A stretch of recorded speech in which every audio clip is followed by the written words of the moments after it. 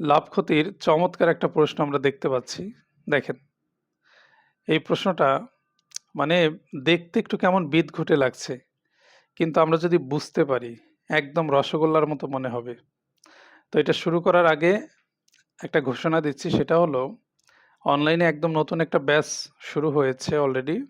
৩ টা ক্লাস হয়ে গেছে, লগারিদমও হয়ে গেছে, সব রেকর্ড আছে। জীবন বদলে যাবে। যারা কোনোভাবেই ম্যাথকে কন্ট্রোলে আনতে পারছেন না, তারা এই কোর্সটি করেন। আশা করছি আপনার উপকার হবে। বিস্তারিত ডেসক্রিপশন বক্সে দেওয়া আছে। দেখেন, প্রশ্নটা কি বলছে?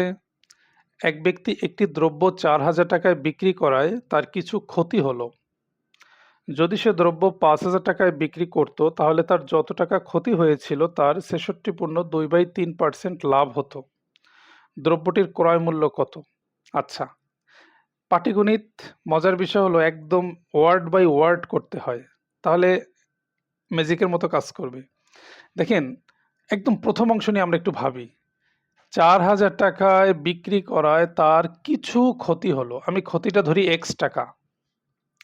তাহলে ৫,০০০ টাকায় বিক্রি করায় তার যত ক্ষতি হয়েছিল তার এত% লাভ হতো।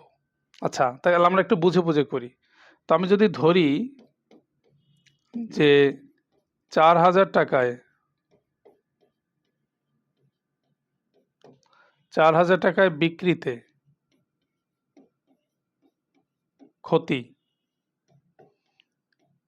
এক্স টাকা। একটু ক্লিয়ারলি বুঝে বুঝে করি আমরা, হ্যাঁ? আমি এটা ধরে নিলাম যে ৪,০০০ টাকা বিক্রিতে ক্ষতি কত? এক্স টাকা। এটা প্রশ্নের প্রথম অংশে বলছে। আচ্ছা, তাহলে ৫,০০০ টাকায়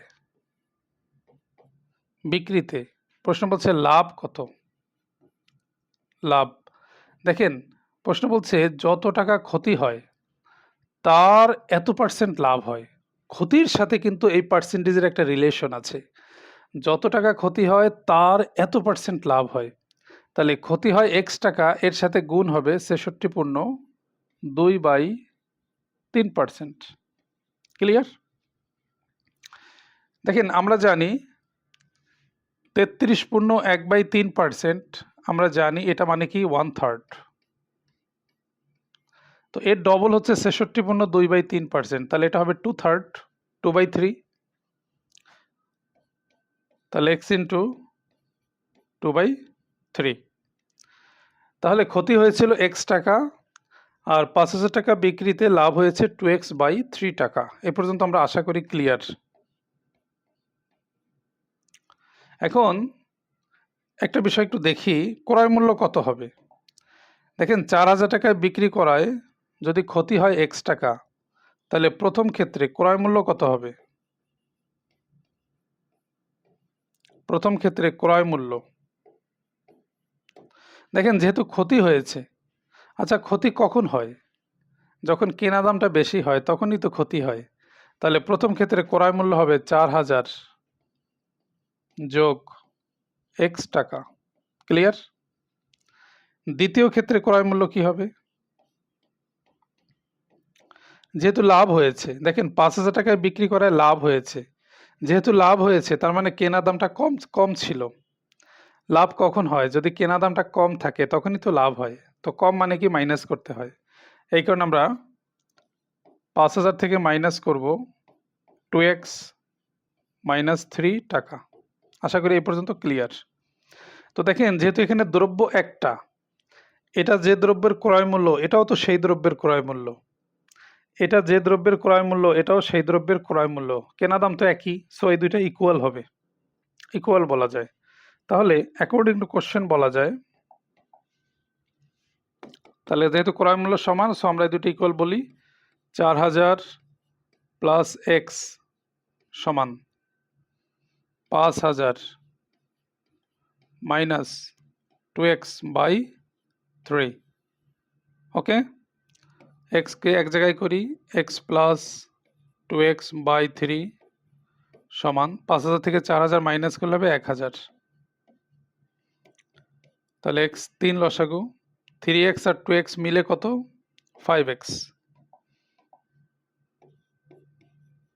সমান ১,০০০। ৫ দিয়ে যদি ১,০০০কে কাটি ২০০, তাহলে x সমান হবে ৩ দুগুণ ৬০০। এটা ক্যালকুলেশন করে জাস্ট x এর মান আমরা 600 পেলাম। প্রশ্নে যদি জানতে চাইতো যে কত টাকা ক্ষতি হয়, তাহলে অ্যান্সার হতো 600 টাকা ক্ষতি হয়। কিন্তু প্রশ্নে জানতে চেয়েছে দ্রব্যটির ক্রয় মূল্য কত। তো দ্রব্যটির ক্রয় মূল্য বের করার ক্ষেত্রে আপনি হয় এখানে অথবা এখানে যেকোনো এক জায়গায় x এর মান বসালেই ক্রয় মূল্যটা পেয়ে যাব। তো আমি যদি প্রথমটায় বসাই তাহলে ক্রয় মূল্য